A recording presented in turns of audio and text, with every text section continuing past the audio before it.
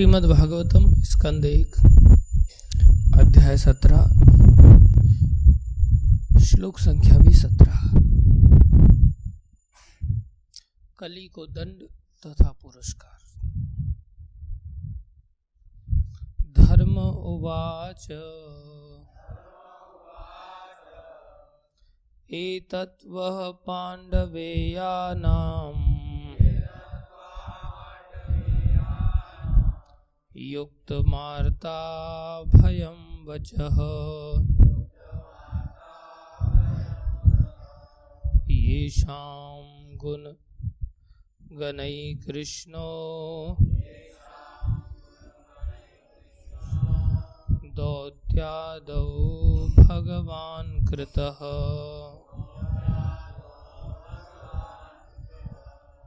धर्म उवाच एतत् वः पाण्डवेयानाम् युक्तमार्ता भयं वचः येषां गुणगणैः कृष्णो दौत्यादौ भगवान् कृतः। धर्म उवाच एतत् वः पाण्डवेयानाम् युक्तमार्ता भयं वचः येषां गुणगणैः कृष्णो दौत्यादौ भगवान् कृतः।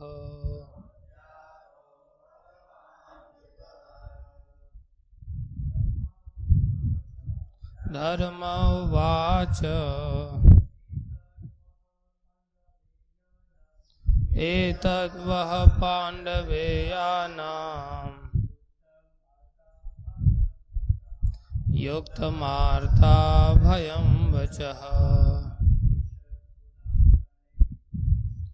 येषां गुणगणैः कृष्णो दौत्यादौ भगवान् कृतः।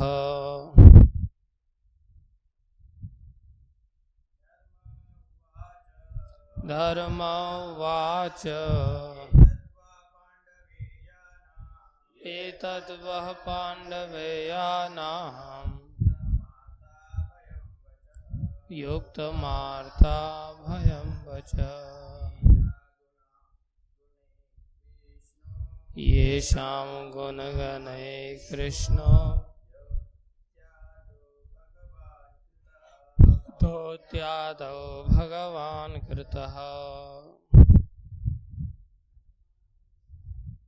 धर्म उवाच एतत् वः पाण्डवेयानाम् युक्तमार्ता भयं वचः येषां गुणगणैः कृष्णो दौत्यादौ भगवान् कृतः। धर्म उवाच एतत् वः पाण्डवेयानाम् युक्तमार्ता भयं वचः येषां गुणगणैः कृष्णो दौत्यादौ भगवान् कृतः। एतद् वः पाण्डवेयानाम् युक्तमार्ता भयं वचः येषां गुणगणैः कृष्णो दौत्यादौ भगवान् कृतः। शब्दार्थ धर्म उवाच। मूर्तिमंत धर्म ने कहा, एतत् ये सारे वह आपके द्वारा पांडवेयानाम पांडव वंशियों का युक्तम के उपयुक्त आर्थ कष्ट भोगने वाला अभयम समस्त भय से मुक्ति वचः शब्द ये शाम उन गुणगणई योग्यताओं से कृष्ण ने भी दौत्य आदौ दूत कर्म इत्यादि भगवान कृतः संपन्न किया। अनुवाद। धर्म ने कहा, अभी आपने जो शब्द कहे हैं वे पांडव वंशी व्यक्ति के लिए सर्वथा उपयुक्त हैं। पांडवों के भक्तिपूर्ण गुणों से मोहित होकर ही भगवान कृष्ण ने दूत का कर्तव्य निभाया। तात्पर्य अर्चनीय वंदनीय प्रातः स्मरणीय जगत गुरु श्रील प्रभुपाद जी द्वारा श्रील प्रभुपाद की जय। महाराज परीक्षित द्वारा जो आश्वासन तथा वचन दिए गए वे उनकी वास्तविक शक्ति की अतिरंजना करने वाले न थे। महाराज ने कहा था कि धर्म का उल्लंघन करने वाले यदि स्वर्ग के निवासी हों तो भी वे उनके कठोर शासन से बच नहीं सकते।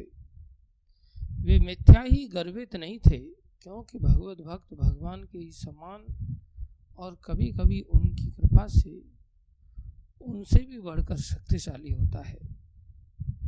और यदि भक्त कोई वचन देता है तो भले ही सामान्य रूप से उसका पूरा होना कठिन लगे, लेकिन भगवान की कृपा से वह ठीक से पूरा हो जाता है।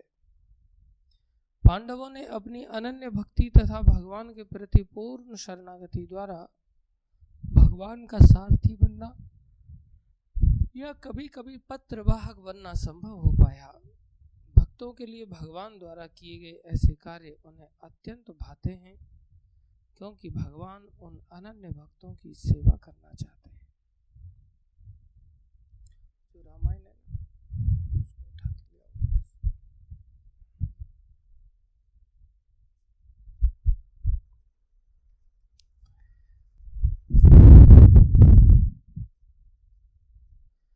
क्योंकि भगवान उन अनन्य भक्तों की सेवा करना चाहते हैं जिनके पास भगवान की प्रेम पूर्ण सेवा के अतिरिक्त अन्य कोई कार्य नहीं होता। भगवान के विख्यात सखा सेवक अर्जुन के पौत्र महाराज परीक्षित अपने पितामह की भांति शुद्ध भक्त थे। अतः भगवान सदैव उनके साथ थे, जहाँ तक कि जब वे माता के गर्भ में थे और उन पर अश्वत्थामा के ज्वलंत ब्रह्मास्त्र का प्रहार हुआ था, तब भी वे उनके साथ थे। भक्त सदैव भगवान के संरक्षण में रहता है, अतएव महाराज परीक्षित द्वारा दिया गया संरक्षण का आश्वासन निरर्थक नहीं हो सकता था। धर्म ने इस तथ्य को स्वीकार किया और राजा को अपनी उच्च प्रतिष्ठा के अनुकूल आश्वासन देने के लिए धन्यवाद दिया। ओम अज्ञानमतिमिरन्धस्य ज्ञानञ्जनशलाकया चक्षुरुन्मीलितं येन तस्मै श्री गुरुवे नमः। श्री चैतन्य मनोभीष्टं स्थापितं येन भूतले स्वयं रूप कदा मह्यं ददाति स्वपदान्तिकं। वन्देऽहं श्रीगुरु श्रीयुतापदकमलं श्रीगुरुन् वैष्णवांश्च श्रीरूपं साग्रजातं सहगना रघुनाथान्वितं तं सजीवं साद्वैतं सावधूतं परिजनसहितं कृष्णचैतन्यदेवं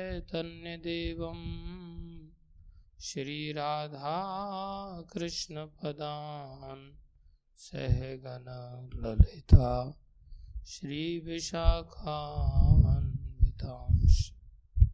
हे कृष्ण करुणा सिंधो दीनबंधो जगतपते गोपेश गोपीकांत श्री राधा कांत नमस्तुते।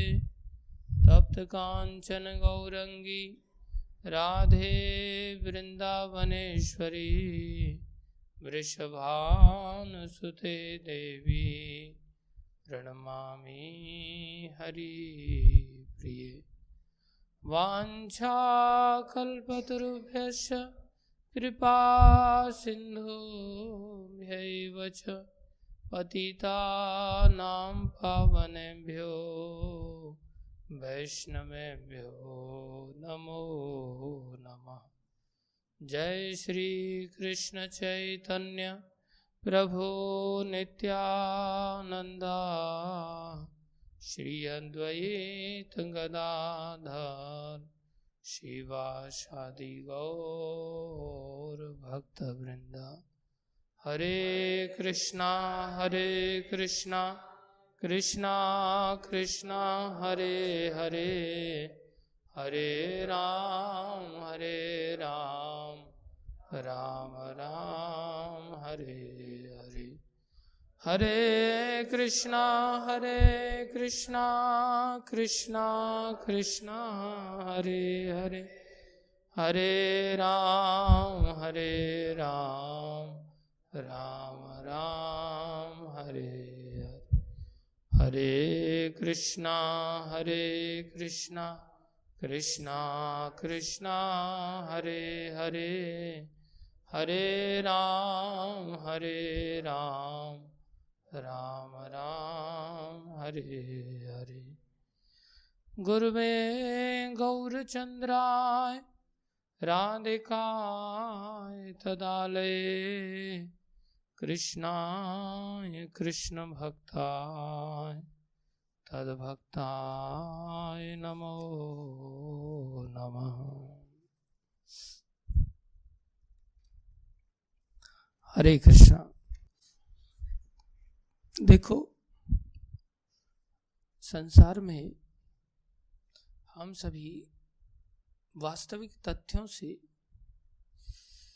विमुख रहते हैं और जो तथ्य नहीं है उन तथ्यों पर तथ्य समझ करके अड़ जाते हैं और उस पर बहस करने लग जाते हैं, उसके अनुरूप जीवन जीने लग जाते हैं। इसका उदाहरण क्या है? क्योंकि हम संसार में थोड़े खोए रहते हैं, खोने के कारण ऐसा होता है। अर्थात जो है हम उसे उस रूप में नहीं देख पाते और जो नहीं है उसको अलग रूप में देखते। जैसे आज सुबह मुझे अनु प्रभु ने सुबह उठाया, बोले प्रभु जी 4 बज गए, उठ जाइए। तो मैंने कहा हाँ उठता हूँ। फिर वो चले गए बाहर नहाने के लिए, तो मेरे को थोड़ी नींद लग गई। मैं बोला उठता हूँ, तो नींद लग गई। तो मैंने सपना देखा, सपना चालू हो गया, खो गए हम नींद में। तो सपना चालू हो गया, तो सपने में मैं क्या देख रहा हूँ? घड़ी देख रहा हूँ सपने में। वो घड़ी में बज रहे हैं 2:30।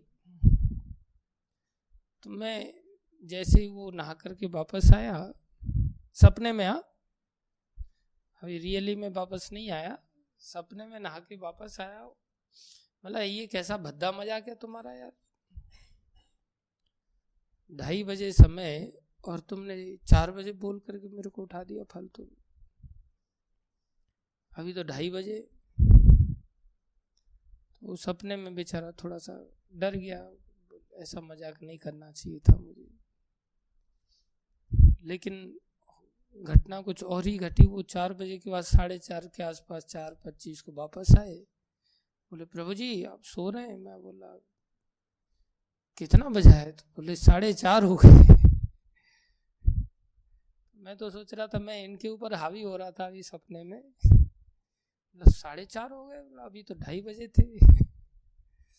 तो इससे सीखने को मिलता है कि कैसे जब हम संसार में खो जाते हैं या सपनों की दुनिया में खो जाते हैं या हवाई किले बनाते हैं अपने मनगढ़ंत विचारधारा के द्वारा, तो हम अपने आप को सही सिद्ध करते हैं और दूसरे को गलत सिद्ध करते हैं। जबकि वास्तव में होता क्या है, दूसरा सही होता है और हम गलत होते हैं। प्रायः हम सभी किसी न किसी मात्रा में इसी प्रकार के संसारी सपनों में खोए रहते और वास्तविकता से दूर चले जाते और फिर अपनी ओर से अपने आप को सही सिद्ध करते हुए बहस करने लगते हैं दूसरे व्यक्ति को। उसको कहते उल्टा चोर कोतवाल को डांटे, वैसी धारणा बन जाती।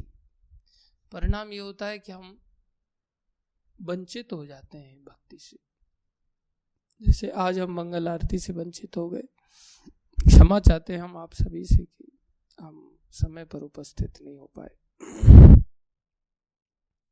खोने के कारण कुछ भी है, इसमें दोष तो हमारा ही है। तो ऐसे ही हम संसार में जब भागवत आदि का आश्रय नहीं लेते तो हम संसार में प्रायः सदा खोए ही रहते हैं। ये सपना टूटता नहीं है हमारा, ये तो सपना टूट गया था, चलो पता चला, लेकिन जन्म पर्यंत जन्म तक जीवन निकल जाता है, लेकिन व्यक्ति का संसार का ये सपना टूटता नहीं। आखिरी दम तक वो अपना ही झंडा ऊंचा करके चलता है, मरते मर जाता है, लेकिन व्यक्ति समझने के लिए तैयार नहीं होता कि भाई तुम जो कर रहे हो वो ठीक नहीं है, भागवत जो कह रहा है वही ठीक है। भागवत क्या कह रहा है? भागवत कह रहा है कि भाई संसार में जो कुछ भी हो रहा है, जो कुछ भी हो चुका है या जो कुछ भी होने वाला है, इन सब के मुख्य कारण कौन है? भगवान श्री कृष्ण है। भगवान की ही शक्ति से सब संपन्न होता है। न तुमने कुछ किया, न तुम कुछ कर रहे हो, न भविष्य में तुमसे कुछ होने वाला है। संसार में हम कर्ता नहीं है, लेकिन हर चीज को लेकर के हम कर्ता मान के चलते हैं, खोए रहते हैं। आज अगर अचानक से प्राण निकल जाए, जो निकल सकते हैं, कोई गारंटी लेटर ऐसा दे सकता है कि हमारे प्राण नहीं निकलेंगे? ये कितनी प्रैक्टिकल बात है, जिसका कंपैरिजन श्योरिटी के साथ किया जाता है। श्योरिटी का कंपैरिजन नहीं किया जाता, श्योरिटी का कंपैरेटर वो है। कहते it is as sure as death. जो होना ही है और हमारी इच्छा के विपरीत ही होना है। हम कभी ये नहीं चाहेंगे कि हमारे प्राण आज निकल जाए किसी भी अवस्था में, और वो जाने जाने। तो अगर प्राण निकल जाए तो हमारी जितनी प्लानिंग्स हैं सब चौपट हो जाएंगी कि नहीं? सब धरी की धरी रह जाएंगी कि नहीं?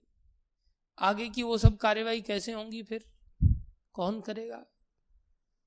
सब कार्यवाही भगवान ही करते हैं, किसी न किसी को माध्यम बनाते हैं अथवा वो खुद कर देते हैं। संसार का जो चलना है, संसार की जो घटनाएं हैं, ये सब भगवान के चलाने पर ही चलती हैं। लेकिन हम सपनों में खो जाने के कारण, अपने आप को कर्ता मान लेने के कारण बहुत या तो प्रसन्न हो जाते हैं, मैंने ऐसा बढ़िया कर दिया, ऐसा कर दिया, वैसा कर दिया, या बहुत चिंताओं में डूब जाते हैं, ऐसा कैसे होगा, कब होगा। चिंता करने का अर्थ ही है कि ऐसा समझना कि मैं करने वाला हूं, मेरे से होने वाला है सब कुछ। तो क्या फिर भक्त कुछ करने के लिए तैयार नहीं होता क्या? अगर ऐसा है, भक्त ना तो खुश होता है और ना ही चिंता करता है, तो क्या फिर भक्त कुछ करता ही नहीं? नहीं, भक्त ऐसा होने के पश्चात भी, भगवान को सब कुछ मानते हुए भी, वो खुद क्या करता है? भगवान के आदेश का पालन करने के लिए सदा तत्पर रहता है। भगवान ने जो अधिकार दिए हैं, जो जिम्मेदारियां दी हैं, किसने दी हैं? भगवान ने दी हैं। उनका बड़ी निष्ठा के साथ पालन करता है। और ऐसा लग सकता है, अरे ये तो बड़ा अहंकारी है, कैसी बड़ी बड़ी बातें कर रहा है। हम लोग अगर ऐसी बातें कर दे तो बोले कम फेंक, इतनी मत फेंक ऊंची ऊंची। अगर हम ऐसा बोलते तो हमारी बातें फेंकना मानी जाएंगी। क्यों फेंकना मानी जाएंगी? क्योंकि हम बातें ऐसी करते हैं जिनका कोई सर पैर नहीं होता, या ऐसी बातें करते जो केवल बातें ही रह जाती हैं, वो क्रियान्वित नहीं हो पाती, हम उनको एग्जीक्यूट नहीं कर पाते। लेकिन भगवान के भक्त ऐसे नहीं होते। देखा जाए तो महाराज परीक्षित के इन वचनों से तो ऐसा लग रहा है कि ये कितनी लंबी लंबी फेंक रहे हैं। बोले देवता भी अगर आकर के किसी निर्दोष को कष्ट देंगे तो वो भी मेरे शासन से बच नहीं पाएंगे। अब हमारे सामने कोई ऐसा राजनीतिक व्यक्ति अगर इस प्रकार से बातें करता है तो उसकी कूटनीति दिखाई देती है। बस नंबर कमाने के लिए भाषण दे रहा है, गारंटी से पता है कि ऐसा कुछ होने वाला नहीं।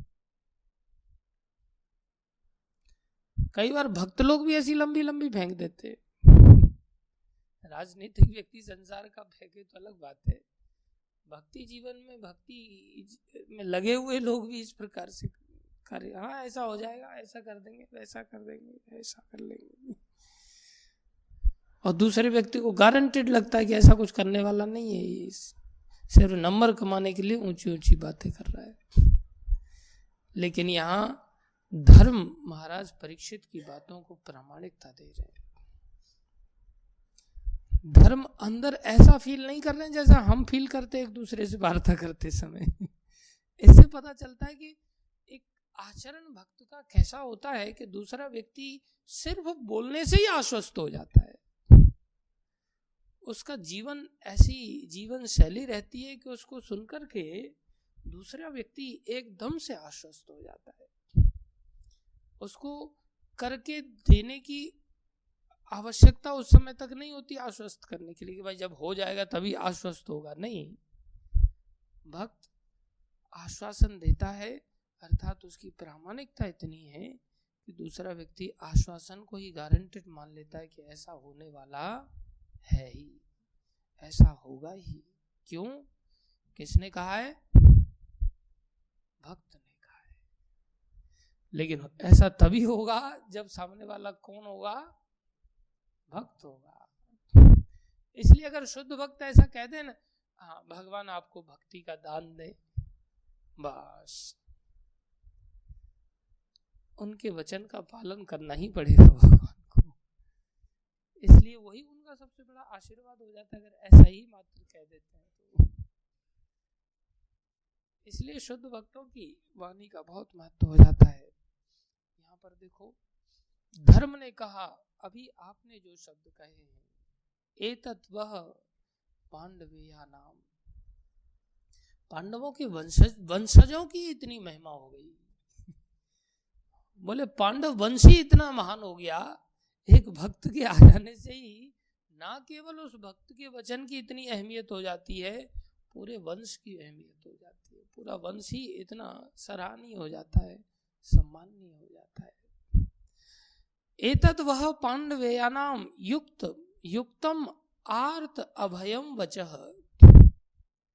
आर्त लोगों को अभयदान देने वाले जो आपके वचन हैं, ये अत्यंत युक्त हैं पांडवों के लिए, पांडवों को ही शोभा देते हैं। बोले ऐसे वचन बोलना,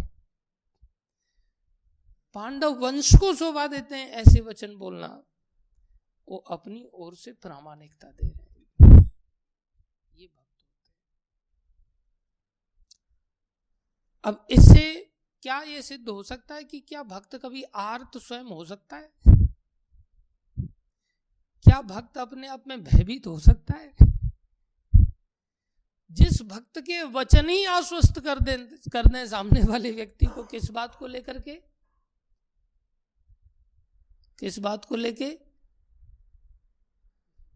आर्त और भय। किस बात को लेके आश्वस्त कर रहे हैं? आर्त और भय। आदमी दुखी होता है, आर्त होता है, तभी तो भयभीत होता है।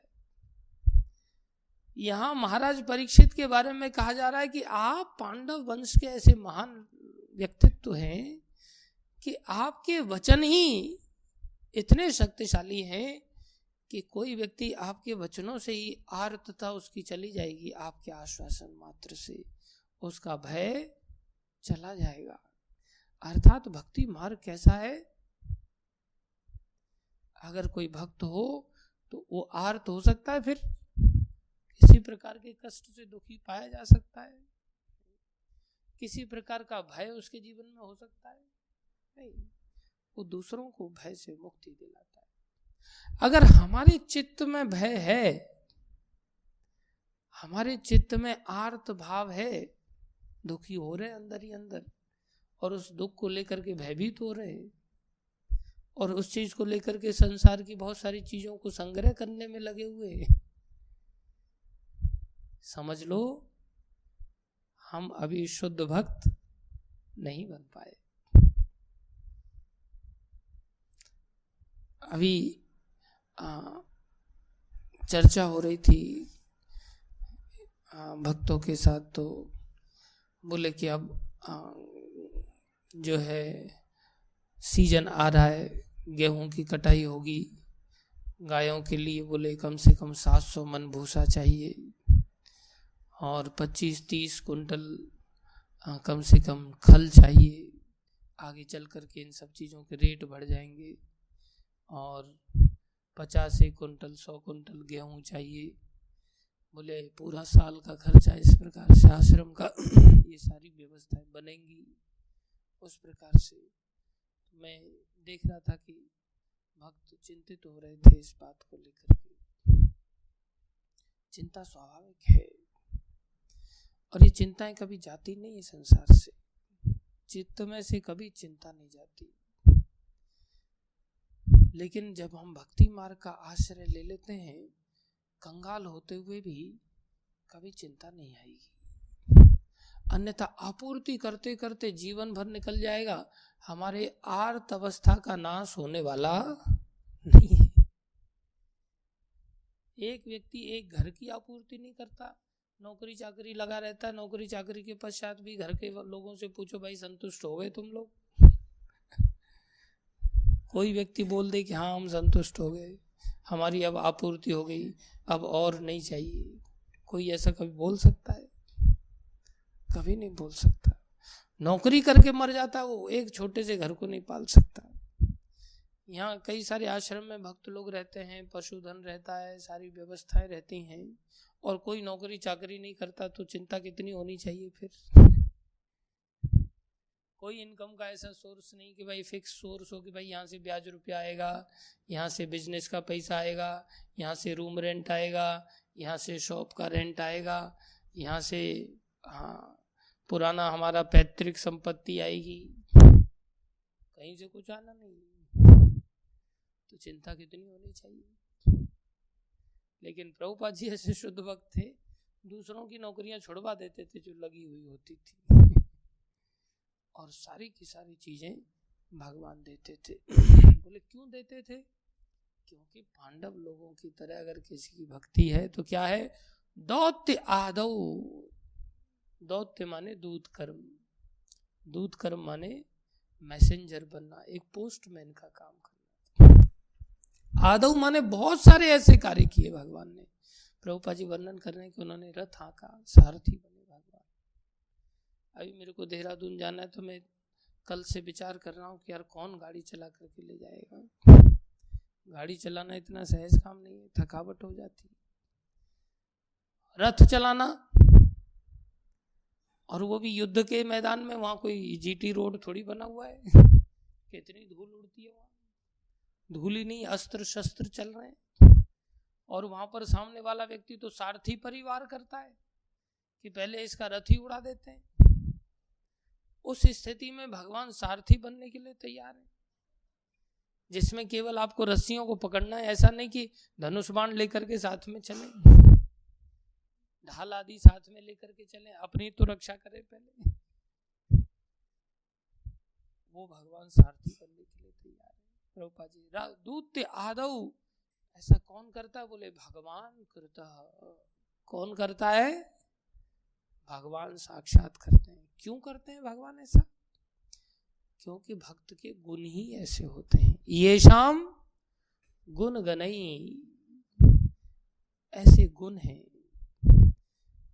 और केवल गुण गनई मतलब गुणों की खान बन जाता है भक्त, अनेकों गुण भक्तों के अंदर आ जाते हैं। ये विशेष बात है, ध्यान देने वाली बात है।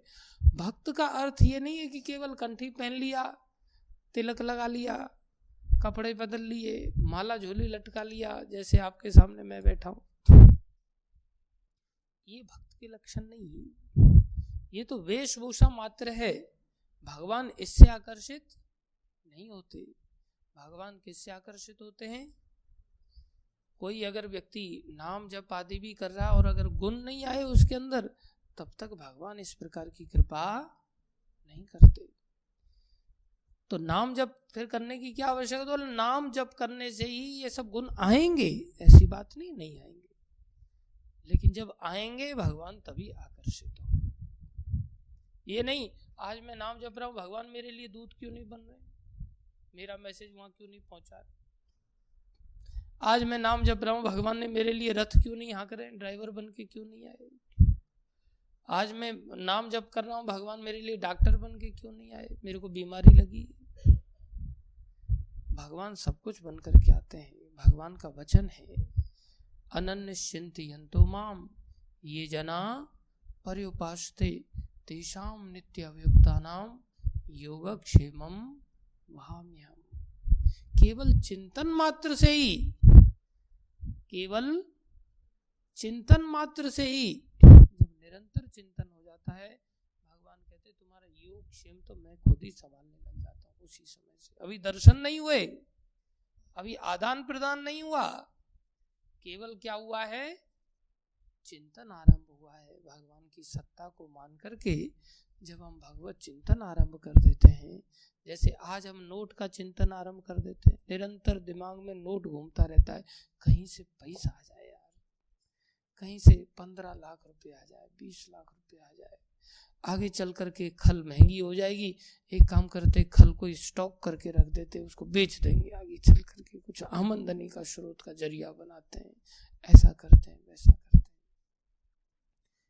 लेकिन अब उसको खरीदने इतना दूर तक सोच लेते, पहले टेंशन लेते, अच्छा स्टॉक करेंगे तो कहाँ करेंगे स्टॉक, जगह कहाँ है अपने पास, अच्छा उसके मकान में कर देंगे, उस हॉल में कर देंगे, वहां कर देंगे, ऐसा कर देंगे, वैसा कर देंगे, बाद में घूम करके आते। लेकिन स्टॉक तो तब करेंगे जब खरीदा हुआ होगा, उसके लिए तो पहले पैसे चाहिए।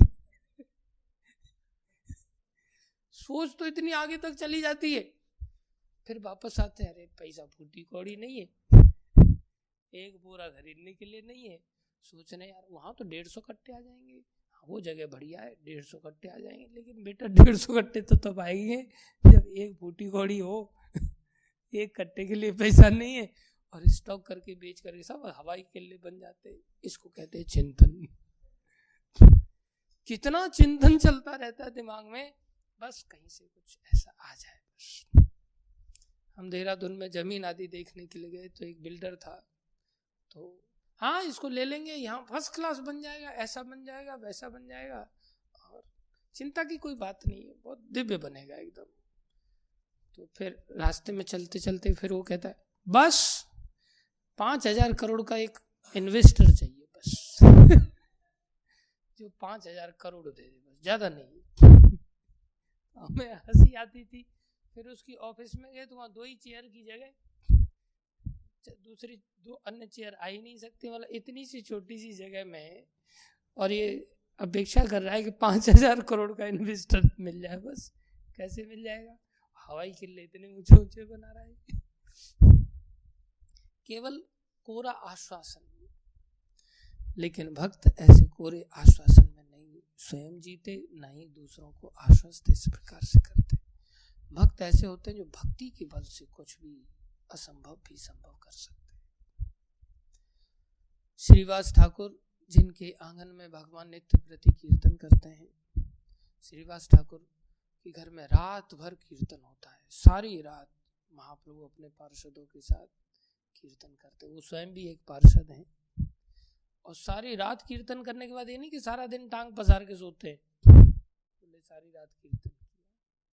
अब तो राइट मिल गया हमको, जैसे हम कल थोड़ा सा प्रोग्राम वगैरह करके आए तो भक्त लोग आराम से बेड पर जा करके कोई मोबाइल में कुछ देख रहा है, कोई मोबाइल में कुछ देख रहा है, मतलब राइट मिल गया। अब आरती में जाने की आवश्यकता नहीं है, क्यों दिन में थोड़ा कीर्तन कर लिया ना, बहुत कष्ट उठा लिए, अब आरती में जाने की क्या आवश्यकता है, अब कथा सुनने की, गीता पढ़ने की क्या आवश्यकता है। अब थोड़ा मोबाइल में देख लेते कि भाई क्या चल रहा है मार्केट में, कहाँ है क्या है। तो उनको ऐसा राइट नहीं था, वो दिन में महाप्रभु के साथ कीर्तन करने के लिए नगर में चले जाते थे, दिन भर महाप्रभु की सेवा में लगे रहते थे। महाप्रभु ने पूछा श्रीवास तुम कुछ कमाते धमाते नहीं, तुम्हारा घर बार है, पत्नी है, पुत्र है, कुछ जिम्मेदारियां होती हैं, संसार में कुछ कमाया धमाया करो, तुम्हारी जीविका कैसे चलती है। महाप्रभु पूछते हैं, मैं तो जब देखता हूँ तब तुम घर में ही रहते हो, कीर्तन में ही लगे रहते हो, सेवा में ही लगे रहते हो।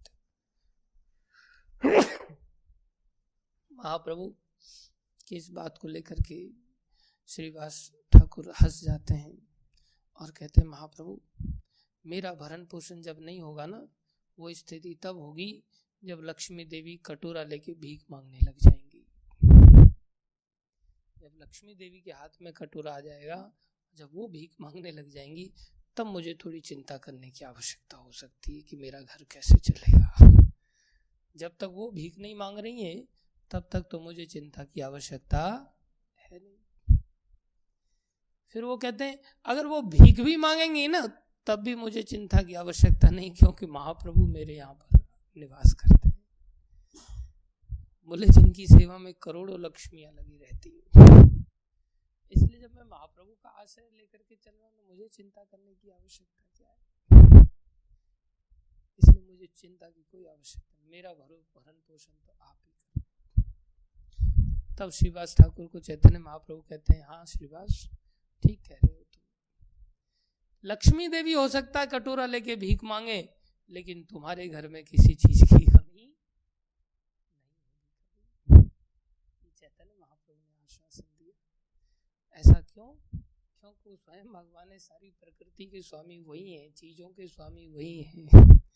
ऐसे ही देखा जाए तो भगवान सब चीजों के स्वामी, हम उनके दरबार में रह रहे हैं, उनके घर में रह रहे हैं, लेकिन समस्या क्या है, हम उनको स्वामी मानते नहीं, उनके आदेशों का पालन करने के लिए तत्पर नहीं रहते। परिणाम में फिर कोई नौकरी के लिए भाग रहा है, गधा मजूरी कर, फोन आ गया एकदम जाता है, फिर ये नहीं सोचता कि चलो भगवान बिना फोन की दया करके हमें अपने सामने नाचने के लिए कह रहे हैं, गाने के लिए कह रहे हैं, लेकिन ही इतना भारी लगने लगता है, धीरे धीरे करके सोचता है अरे यार कौन नाचे, अभी शादी के बैंड बाजे बजने दो, देखो अपने आप ही पैर थरकने लग जाएंगे। लेकिन भक्ति मार्ग में संकीर्तन आदि को लेकर के हमारे पैर नहीं थरकते। तो अगर कोई भक्त बन जाता है तो विशेषता होती है, और भक्त बनने का अर्थ क्या है, उसके अंदर क्या होने चाहिए, गुण होने चाहिए, वो गुणों की खान है। आज हम कैसे हैं, अवगुणों के भंडार हैं, और ऊपर से सीना चोरी और ऊपर से सीना चोरी, अपना ही कंसेप्ट ऊपर रखते, हम सही है दूसरे लोग गलत है, ये हमारा दुर्भाग्य है। तो इतना बड़ी बात भक्तों के लिए ऐसा क्यों कहा गया? ऐसा भगवान ने इस भागवत में ही नहीं कहा, सभी शास्त्रों में। रामायण की मैं ये बात बता रहा हूं जिसमें भगवान क्या कह रहे हैं अपने मुख से, बहुत विशेष बात भगवान यहाँ घोषणा कर रहे हैं सबके सामने। क्या कह रहे हैं? मम माया संभव संसारा, मम माया संभव संसारा। ये संसार भगवान की माया शक्ति से संभव हो रहा है, माया शक्ति ही चला रही है। भगवान तो अपने आध्यात्मिक जगत में आनंद ले रहे, भगवान को इस संसार का हेडक उठाने के लिए खुद भी आवश्यकता नहीं है, उनकी माया से संसार। मम माया संभव संसारा, मम माया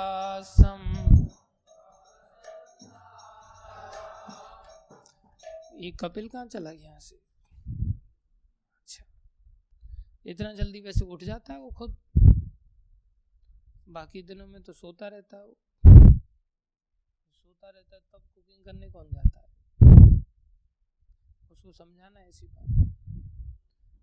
हाँ, यात्रा का। अच्छा, मम माया संभव संसारा, मम माया जीव चराचर विविध प्रकारा, जीव चराचर विविध प्रकारा। एक जीव पैदा करने के बाद हम टेंशन में आ जाते हैं, अरे ये बालक का कैसे होगा, क्या होगा। भगवान कह रहे ये सब मेरी माया से, सारा संसार चर अचर जीवों से भरा पड़ा है। बोले विविध प्रकार के जीव है, एक प्रकार के जीव भी नहीं।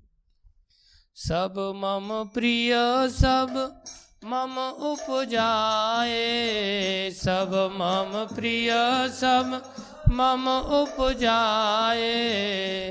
सब मेरे को प्रिय है, अर्थात जब प्रिय है तो भगवान चिंता करते हैं कि नहीं सबकी? फिर भगवान सबकी चिंता करते हैं, लेकिन उस प्रियता में भी थोड़ा अंतर है। सब तो प्यारे हैं ही, कुछ और ज्यादा प्यारे हैं। कौन है वो? सब ते अधिक मनुज मोहे भाए, सब ते अधिक मनुज मोहे भाए। सब मम प्रिय सब मम उपजाए, सब प्रिय सब मम उपजाए। सब ते अधिक मनुज मोहे भाए, सबसे अधिक नुज मोहे भाए। मनुष्य जीव भगवान को और ज्यादा प्यारे हैं, इसलिए कोई व्यक्ति संसार में बाकी जीवों की सेवा करता है। लोग तरह तरह के सेवक हैं, कोई कुत्ते को रोटी डालने में लगा हुआ है, कोई गधों को पालने में लगा हुआ है, कोई गौ पालन में लगा हुआ है, कोई सुअर पालन में लगा हुआ है, कोई कबूतर पाल रहा है, कोई तोता पाल रहा है, कोई मोरों को पाल रहा है, कोई किसी की सेवा, कोई किसी की सेवा। अच्छी बात है, लेकिन और ज्यादा अच्छी बात है जब कोई मनुष्यों के कल्याण का सोचता है। मनुष्य भगवान को सबसे ज्यादा प्रिय है इन सब जीवों में, लेकिन मनुष्यों में भी तारतम्य है। ऐसा ही नहीं कि अब मनुष्य सबसे प्रिय है तो फिर तो भगवान को और कोई प्रिय है ही नहीं, सारे ही मनुष्य प्रिय। बोले नहीं, सब नहीं, उसमें भी थोड़ा अंतर है। बाकी लोगों से प्रिय है लेकिन मनुष्यों में भी है। तीन मह द्विज द्विज मह श्रुतधारी, तीन मह द्विज द्विज मह श्रुतधारी। ये विशेष बात आई। तीन मह द्विज, द्विज माने जो द्विजन्मा है, जिन्होंने संस्कार आदि प्राप्त करके ब्राह्मण आदि के गुण पाए हैं। कैसे भी सही, ब्राह्मणों में कुछ संस्कार तो अधिक होते ही हैं। विशेष रूप से गीता में भगवान 9 लक्षण बताते हैं ब्राह्मणों के। कौन से लक्षण? 9 लक्षण है, जिसमें शम है अर्थात शांत रहता है ब्राह्मण, दम है अर्थात इंद्रियों का दमन करने में समर्थ रहता है, शौच है अर्थात पवित्रता बना करके रखता है, आस्तिक्यम आदि उसकी आस्तिकता अधिक रहती है, भगवान में भरोसा होता है। आज भी समाज में जाओ, लोग ब्राह्मणों को पूजा पाठ आदि के लिए जैसा तैसा भी है, लेकिन पूजा पाठ के लिए सब उन्हीं की शरण में जाते हैं। कम से कम जाति से भी कोई ब्राह्मण है तो उसके अंदर भी ऐसे लक्षण पाए जाते हैं। आस्तिकता उनके अंदर कहीं अधिक पाई जाती है, हम लोगों के अंदर वैसी आस्तिकता। और कोई अगर काम का ब्रह्म कर्म स्वभावजम अर्थात उनके कर्म ब्राह्मणों के ऐसे होते हैं, उनके स्वभाव में ऐसा होता है। तो ब्राह्मण अर्थात जो द्विज है भगवान को वो और ज्यादा प्रिय है। द्विज में भी ऐसा ही नहीं कि सारे ब्राह्मण भगवान को प्रिय बाकी कोई प्रिय नहीं, सब प्रिय हैं। सब में कौन ज्यादा? मनुष्य। मनुष्य में कौन? ब्राह्मण। जाति से ही ब्राह्मण क्यों नहीं सही? और ब्राह्मण में भी श्रुतिधारी, जो शास्त्रों को जीवन में धारण करने वाला है, जो शास्त्रों का आश्रय लिया है, जो 2-4 श्लोक जानता है। 3 महाद्विज अर्थात सभी मनुष्यों में द्विज, पक्षपात नहीं कर रहे हैं भगवान, संस्कार के कारण ऐसा बता रहे हैं, गुणों के कारण ऐसा बता रहे हैं, जो भागवत में धर्म ने ऐसी घोषणा किया। 3 महाद्विज, द्विज महाश्रुतिधारी, 3 महाद्विज, द्विज महाश्रुतिधारी। उसमें भी जिसके जीवन में वेद शास्त्र हैं, अब है ही नहीं उसका तो क्या कहा जाए, जिसके जीवन में है उससे भी श्रेष्ठ और एक प्यारा है। कौन है? 3 महो निगम धर्म अनुसारी, 3 महानिगम धर्म अनुसारी, 3 महानिगम धर्म अनुसारी, 3 महानिगम धर्म अनुसारी। विशेष बात देखो, निगम माने शास्त्र, श्रुति माने शास्त्र। किसी ने श्रुति को धारण किया है, श्रुति जीवन में है, को जानता है शास्त्रों में, वो अच्छा है, प्रिय है। उनमें भी 3 महानिगम अर्थात जो शास्त्रों को क्या करता है? धर्म अनुसारी। धर्म माने कर्तव्य, अनुसारी माने अनुसरण करने वाला, जिसके जीवन में वो शास्त्र उतर आए हों, भगवान को वो और ज्यादा प्यारा है। आप किताबें बन करके घूम रहे हो, एनसाइक्लोपीडिया बन करके भगवान को, अच्छी बात है, लेकिन उससे भी ज्यादा वो श्रेष्ठ है जो अनुसरण कर रहा है। किसका? धर्म के रूप में अनुसरण कर रहा है, कर्तव्य समझ करके अनुसरण कर रहा है। किस बात को लेकर के? शास्त्र की बात को लेकर के। ये मैंने महाराज को देखा है, महाराज अक्षर अक्षर शास्त्र में भरोसा करते हैं। बहुत सारे लोग तो भरोसा ही नहीं करते, शास्त्र में क्या, ये तो कहानियां हैं, ये तो ऐसा है, ये तो वैसा है, ये मनगढ़ंत विचारधारा है, अक्षर अक्षर पूरी तरह से सत्य नहीं। इसलिए वो लोग स्वीकार ही नहीं कर पाते शास्त्रों को, पहले तो, कि शास्त्र वास्तव में तथ्यात्मक वस्तु है। और इसको आचरण में इतना विश्वास जब होगा तो तब आचरण में आएगा ना। कोई आचरण में ले आए तब वो बोले बहुत ज्यादा प्रिय है मेरे को। अब क्या यहीं पर दी एंड हो गया क्या? बोले नहीं, और आगे परंपरा बढ़ रही है प्यार की, और प्यारा है इससे भी आगे। 3 महाप्रिय विरक्त पुण्य ज्ञानी, 3 महाप्रिय विरक्त पुण्य ज्ञानी। आचरण में तो ले आए, लेकिन अभी संसार से वैराग्य नहीं जगा, जी रहे हैं शास्त्रों को, शास्त्र की मर्यादा के अनुसार जीवन जी रहे हैं, लेकिन फिर भी विषयों के अंकुर हैं, शास्त्र के अनुसार ही विषय भोगों में लगे हुए हैं। लेकिन जो संसार से वैराग्य ले लिए, जिन्होंने संसार को समझ लिया संसार आसार है, और उन्होंने संसार से क्या ले लिया? वैराग्य ले लिया। बोले उनमें भी विरक्त वैराग्यमान मुझे प्रिय हैं। अब कुछ लोग वैरागी तो बन जाते हैं लेकिन ज्ञान नहीं होता। उन वैरागियों में भी अब कितने सारे वैरागी रहते हैं, लेकिन भक्ति के लक्ष्य वो नहीं समझ पाते। संसार का तो त्याग कर देते, लेकिन ज्ञान नहीं होता। वासुदेवम सर्वम इति नहीं समझ पाते। विरक्तों से भी ज्यादा प्यारे मुझे कौन है? जो ज्ञानी है।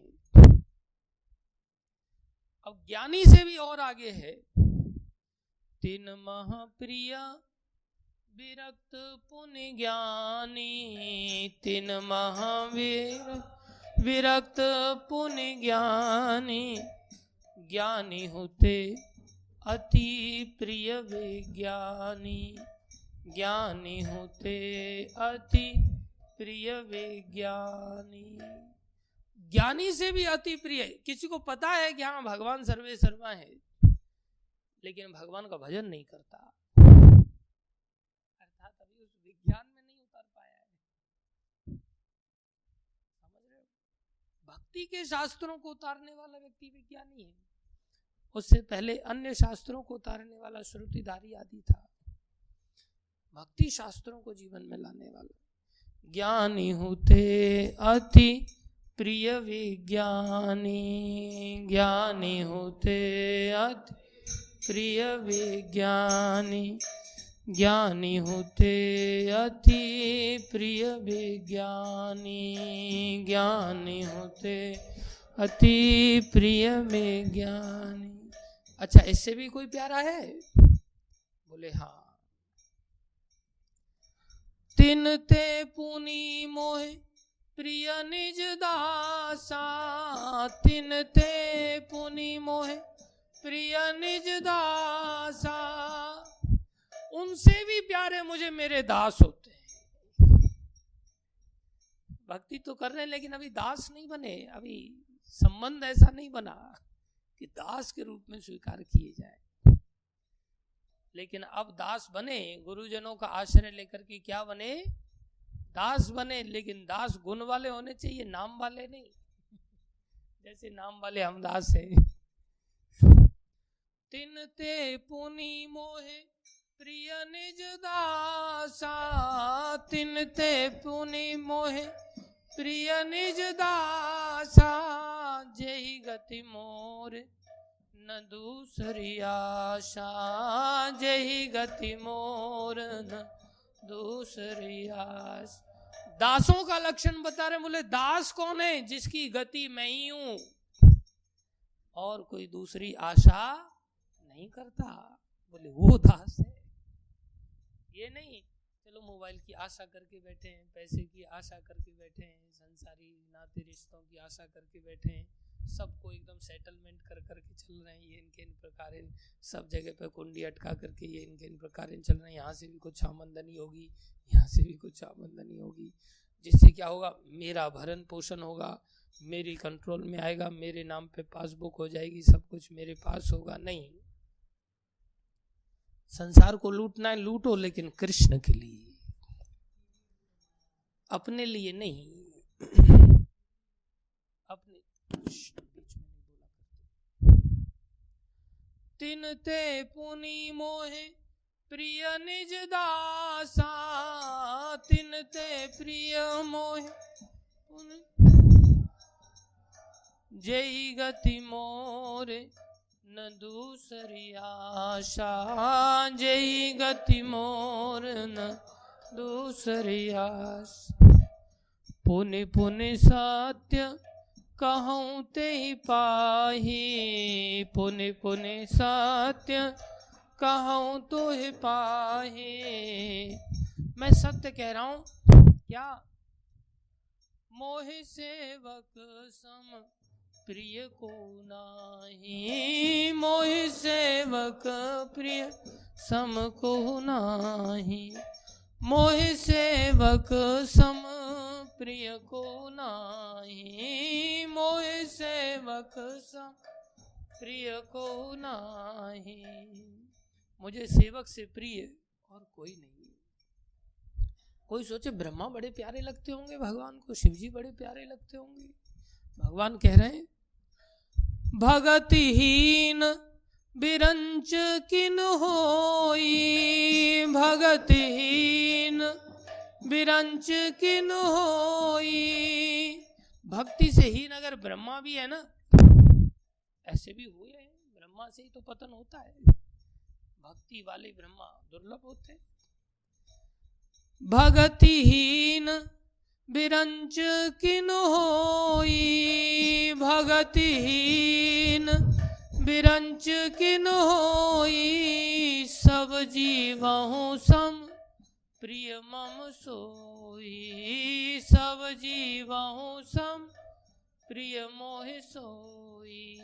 अगर ब्रह्मा भी है तो मुझे बाकी जैसे जीव, मैंने शुरू में कहा, मेरे उपजाए गए हैं, वो जितने मुझे प्यारे हैं उतना ही प्यारा ब्रह्मा है। ब्रह्मा मुझे चींटी से ज्यादा प्यारा नहीं है। कब? ब्रह्मा तो बन के बैठे लेकिन भक्ति नहीं। भक्ति से हीन ब्रह्मा मुझे एक पेड़ की तरह ही प्यारा है, एक मच्छर की तरह ही प्यारा है, एक चींटी की तरह ही प्यारा है। और भक्तिवंत अति नीचौ प्राणी, भक्तिवंत अति नीचौ प्राणी। भक्ति से बनते अति नीच प्राणी है, अर्थात बंदर क्यों नहीं है, कुत्ता क्यों नहीं है, भालू क्यों नहीं है, कोई भी अगर भक्ति से युक्त है। मोह प्राण प्रिय असि मम बानी, मोह प्राण प्रिय असि मम बानी, मोह प्राण प्रिय असि मम वाणी, मोह प्राण प्रिय असि मम वाणी। मुझे वो प्राणों के समान प्यारा है। नीच प्राणी भी, भीलनी जैसी शबरी जो नीच जाति की है, वो भगवान को इतनी प्यारी लगी, भगवान उसके झूठे बेर खा रहे। और ब्रह्मा जी क्षीर सागर पे स्तुति करते रहते हैं, भगवान दर्शन देने भी नहीं जाते। और शबरी इतनी प्यारी लग रही है कि उसका पता पूछते पूछते जा रहे हैं, एकदम भोले बन करके, कि जैसे उनको कुटिया के बारे में पता ही नहीं, जो सबके हृदय में बैठने वाले भगवान। सिर्फ ऐसा क्यों करते हैं? भक्ति की महिमा को दर्शाने के लिए। इसलिए सबसे बड़ा धन है भक्ति मात्र। हम भक्ति के तथ्य को समझें और महाराज परीक्षित की तरह इस भक्ति की महिमा को जब हम समझ करके अंगीकार करेंगे, तो हनुमान जी की कितनी महिमा हो गई वानर जाति के अंदर होते हुए भी, अंगद जी की कितनी महिमा हो गई, जामवन जी की कितनी महिमा हो गई भालू जाति के होकर के भी।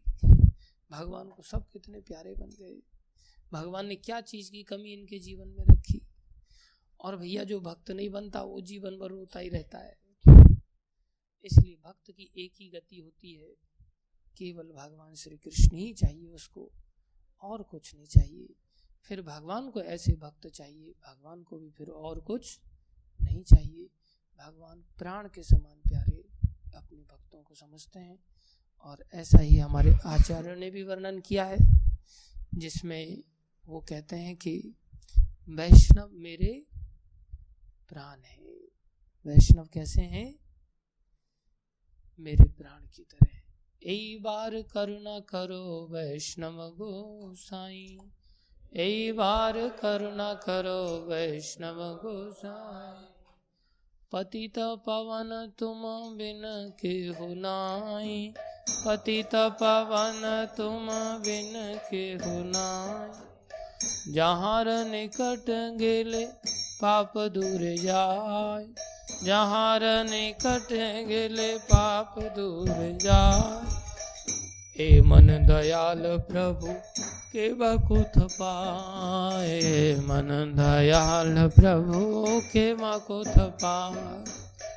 गंगार पराश होइले पाशाते पावन, गंगार पराश पाशाते पावन, दर्शने पवित्र करो ही तुम्हार गुण, दर्शने पवित्र करो तुम्हार गुण। हरि स्थाने अपराधे तारे हरि नाम, हरि स्थाने अपराधे तारे हरि, तुम स्थाने अपराधे नहीं परित्राण, तुम स्थाने अपराधे नहीं परित्राण। भगवान से भी बढ़कर हैं भक्त लोग। अभी वो लाइन आ रही है, तुम्हारा हृदय सदा गोविंद विश्राम, तुम्हारा हृदय सदा गोविंद विश्राम। किसके हृदय में क्या चीज का विश्राम है, उस वस्तु की छटपटाहट से पता चलता है कि किस चीज के लिए छटपटा रहा है। वो जिस चीज के लिए छटपटा रहा है, समझ लो उसके हृदय में उस वस्तु ने घर बना रखा है। किसी व्यक्ति से मोबाइल ले लो, फिर देखो उसके हृदय की छटपटाहट कैसी होती है, कैसे उसका मुंह एकदम से उदास हो जाता है। और मोबाइल दे दो एकदम से खिलखिला जाएगा, पूरा एकदम हंसी आ जाएगी, खुश हो जाता है। हृदय में क्या है? गोविंद प्राण, तुम्हारा हृदय सदा गोविंद विश्राम। गोविंद विश्राम नहीं ले रहे वहां तो देख रहे हैं, यहाँ तो मोबाइल की रेडिएशंस घूम रही हैं। मैं यहाँ आके क्या करूंगा? किसी के हाथ से नोट ले लो, फिर देखो छटपटाहट कैसी होती है। और किसी को अगर नोट पकड़ा दो, कैसी खुशी मिल जाती है। आते ही खाली रखने के लिए दे दो थोड़ी देर के लिए, तो भी आदमी को कैसी खुशी मिल जाती है। किसी के जीवन में थोड़ा सा अपमान कर दो, कैसा मुंह लटक जाता है। और किसी को थोड़ा सम्मान पकड़ा दो, कैसा मुंह खिलखिला जाता है।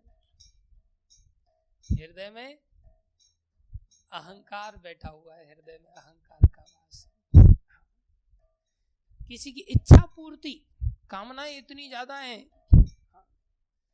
दासों की कामना नहीं होती, लेकिन दास की कामनाओं को थोड़ा सा चोट पहुंचा, नहीं जाओगे भाई तुम देहरादून। ओ प्रभु मैं क्या करूं, मैं किसके लिए आया था, मैं कैसे ऐसे जी सकता हूं। प्रभु जी आप बता तो दो मेरे को, बैग में क्या डालूं मैं। खाली बैग से ही काम चल जाएगा, रास्ते में आप भर दोगे बैग को। और कामना की थोड़ी सी पूर्ति कर दो बस, कितनी खुशी हो जाती।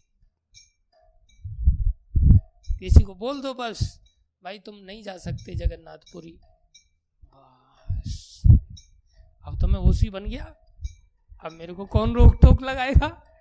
अब तो मैं जा रहा हूँ प्रभु जी ओसी, पूरी जा रहा हूँ। घुमा फिरा करके तीर चलाता आदमी, घुमा फिरा करके हर तीर उसी के सर पे वापस हो जाता, फिर एकदम दुखी हो जाता है, मुंह लटक जाता है, फिर से नहीं जाने को मिल रहा है।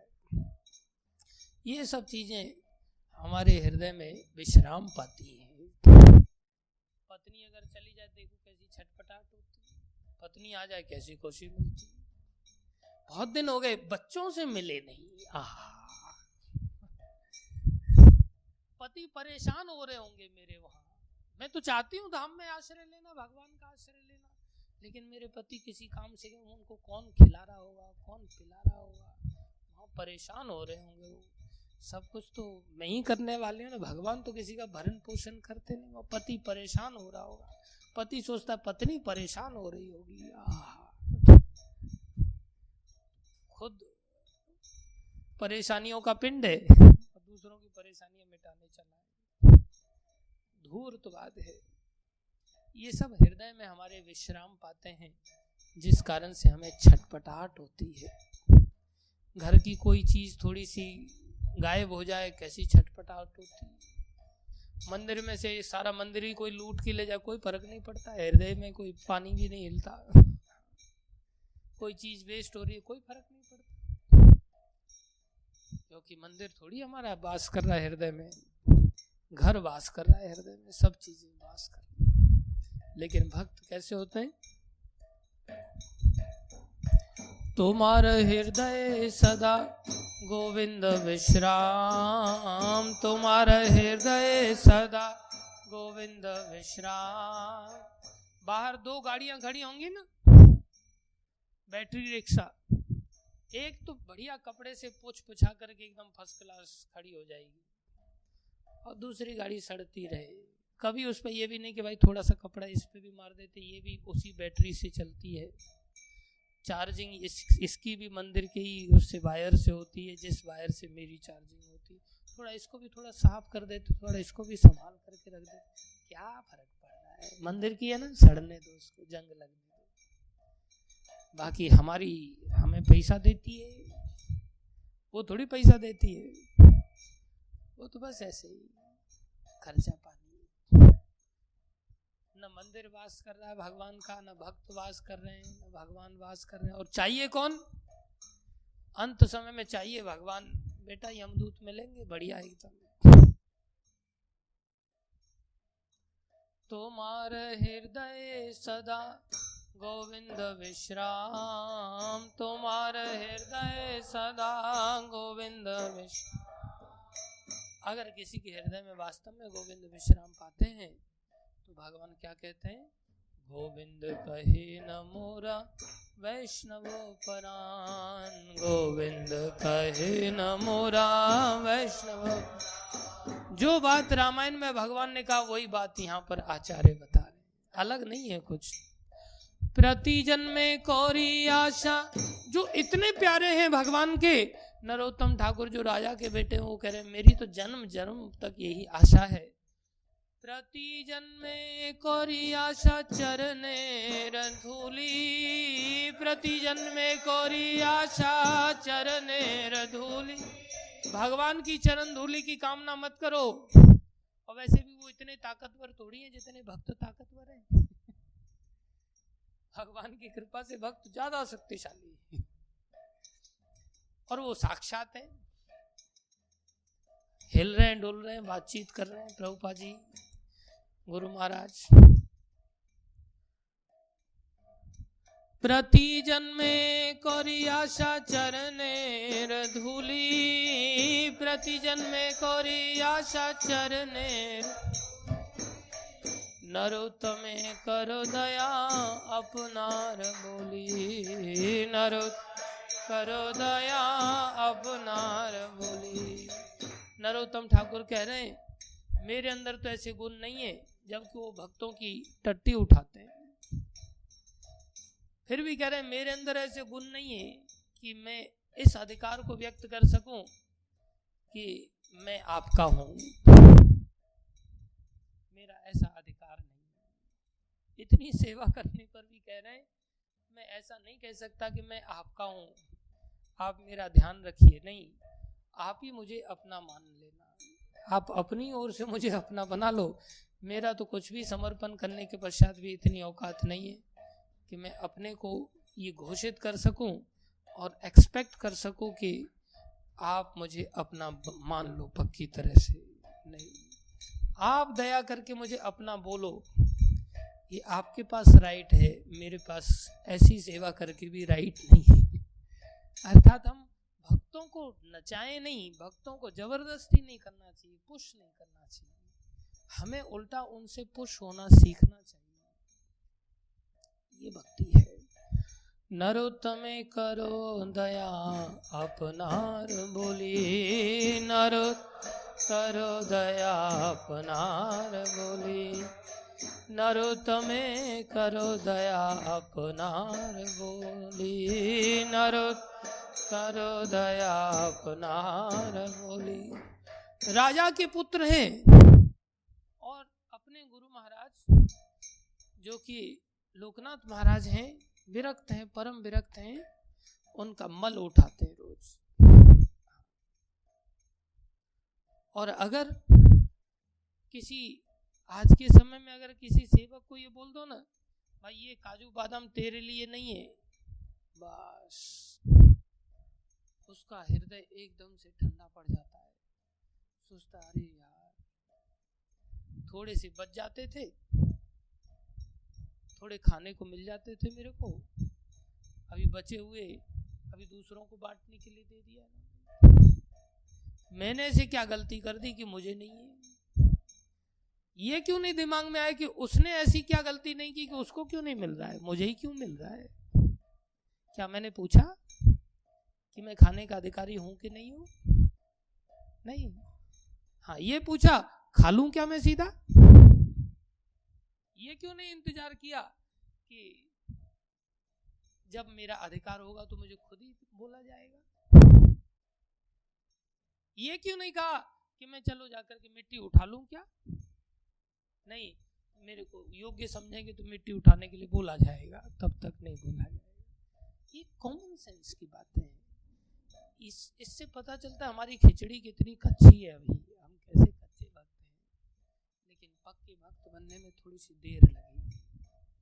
चुटकी बजाने से भक्त नहीं बन पाते।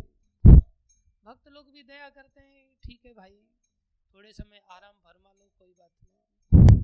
शुरुआत में थोड़ा भक्ति को समझ तो सही, अभी रामायण के पन्ने खुलने दे, जब खुलेंगे तब पता चलेगा कि विरक्ति से आगे की चीज है। अभी तो भक्ति भैया, अभी तो विरक्ति नहीं आई, भक्ति कहाँ से आएगी?